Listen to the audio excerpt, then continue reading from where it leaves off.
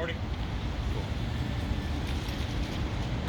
So now we'll be throwing the 24-foot extension ladder.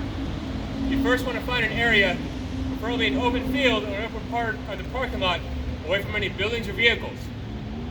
The reason why we want to practice in an open field is so we can train on using just ourselves and our bodies to raise and lower the ladder. We want to avoid using the building to keep the ladder upright, to avoid any overhangs or balconies or any sort of coverings. By having the ladder upright by yourself, you avoid the need to avoid those obstacles. So first, we're going to get back in our stance with our foot wrapped around the beam and our knee on the same side of the beam that you're on. We're going to grab the halyard. Now we have 3 points of contact. I have my foot, I have my knee, now I have my hand on the halyard. Before we extend, we need to lean back and forth, controlling the tilt. When you have it away from you, you're pushing forward with your knee, pulling back on the halyard to keep it locked in place. When you have the ladder towards you, you're going to be having the ladder lean into your knee.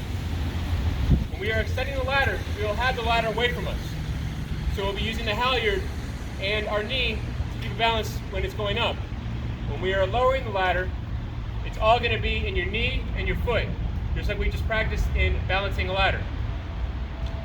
So, when we're extending, for training only, we need to look at the first 2 rungs. You see the lock, you see the rungs, and I want you to look at the locks going up on the rungs. Hear that sound. So you associate the sound with the movement. Now as we're extending, once again, push forward with your knee, pull back on the halyard to maintain control of the ladder. Now shoot your eyes up to the tip and go rung by rung. You're going to fully extend it. You need to reset between the rungs and do so.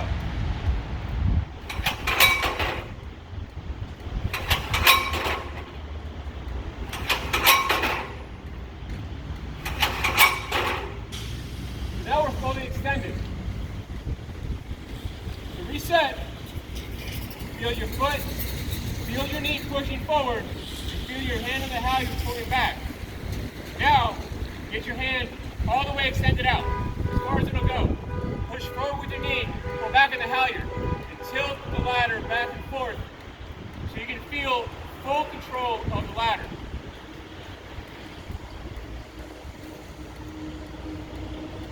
When we are lowering the ladder, we will use a halyard to pull it back a little bit towards us.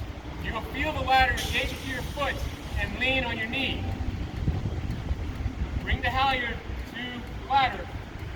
You can pull it back a little bit to keep it stable, get it where you want, but really, you want to use your foot and your knee. That way, you don't have to be dependent on the halyard to keep your balance. It's all on your foot and your knee. So, look back up. Disengage the locks. Slowly lower it, hand over hand. If the ladder comes a little farther towards you, you can use your arm to brace it, but you really want to use your knee first.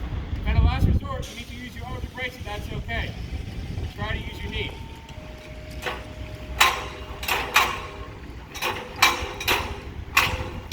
Slowly come, hand over hand, lower it. Maintaining control of the ladder at all times. After you do one side, you want to practice on the other side so we can be proficient doing a lefty or righty, because we don't know what situation we might be in. So once again, get the proper footing, your foot wrapped around the beam, your knee on the same side of the beam that you're on. Practice leaning the ladder forward and back towards you, feeling the ladder engage into your foot and your knee. You still have 3 points of contact. Foot, your knee, and the halyard. Once again, for training, look at the locks engaged in the first 2 rungs. To associate the sound with the movement. Now, look up at the tip. Feel the balance in your legs and your knees, and extend it, rung by rung. As you get more comfortable, you can go a little quicker.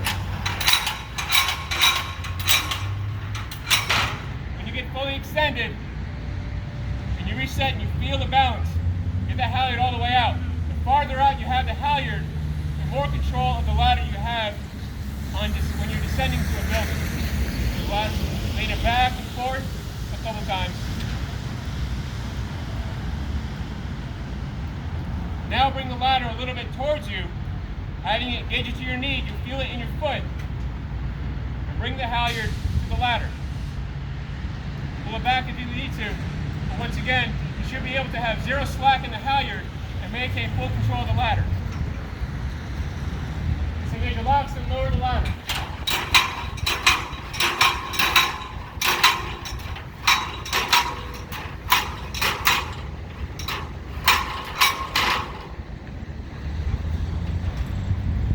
Notice how we'll be extending a 24-foot extension ladder.